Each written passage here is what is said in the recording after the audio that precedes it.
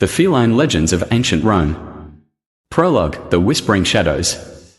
Beneath the grand arches of the Colosseum, where gladiators once fought and emperors once ruled, a shadow moved silently.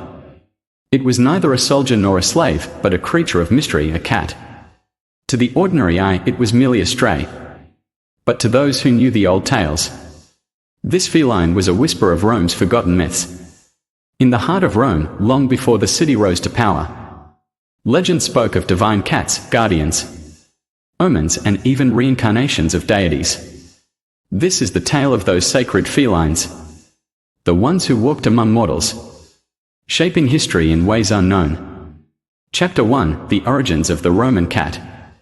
The origins of the cat in Rome can be traced back to Egypt, where they were worshipped as sacred beings. As trade routes flourished between Egypt and Rome, cats found their way into the grand city. Some arrived as simple mouses, but others came with a far greater purpose. Among the myths, one speaks of Felicia, a cat with golden eyes, said to have been gifted by the Egyptian goddess Bastet to a Roman merchant. Felicia was no ordinary cat. She could predict the rise and fall of fortunes, guiding her master through treacherous business dealings. Some claimed she whispered secrets of the gods into his ears at night, ensuring his prosperity. Chapter 2: Cats as Omens and Protectors. Romans were highly superstitious, believing in omens, both good and bad. Cats, with their silent movements and piercing gaze, became symbols of fate. One of the most well-known tales was that of Emperor Augustus. Legend tells that on the night before his greatest military victory, a white cat appeared in his chambers. The cat sat upon his war map, its paw resting on the region where Augustus would strike the next day. Taking this as a divine sign, the emperor altered his strategy and won a decisive battle. From that day forth, white cats were seen as harbingers of victory. In contrast, black cats had a more ominous reputation. It was said that if a black cat crossed a senator's path before an important vote, disaster would follow.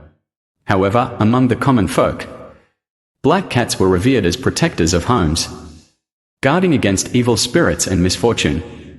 Chapter 3: The Goddess Diana and her feline companions.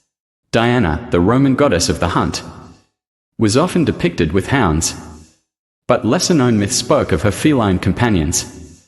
Unlike the domesticated cats of Rome, these were said to be large, shadowy beasts that roamed the forests, aiding Diana in her nightly hunts.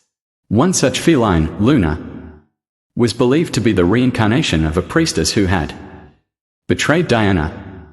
Cursed to walk the earth as a cat, Luna spent centuries serving the goddess, guiding lost travelers and warning of dangers lurking in the wild. Some Romans claimed that on moonlit nights, Luna's glowing eyes could be seen watching from the treetops, a silent guardian of the forgotten paths. Chapter 4: The Cat Who Saved Rome. During the Gallic invasion of Rome in 390 BCE, when the city was under siege, a strange event was recorded by later historians. While the famous Capitoline geese are credited with alerting the Romans to an enemy attack, another tale speaks of a cat named Marcellus. As the city slept, Marcellus prowled the streets, his ears twitching at the sound of unfamiliar footsteps. The Gauls, planning a silent attack, moved under the cover of darkness. But Marcellus, sensing danger, leaped onto the chest of a sleeping soldier, clawing and hissing until the man awoke. His alarm roused the garrison, and the city was defended. Though the official records favor the geese, the people of Rome never forgot the heroism of the cat who saved their home.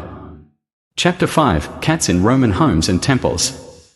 While myths surrounded the mystical abilities of cats, in daily Roman life, they were cherished companions.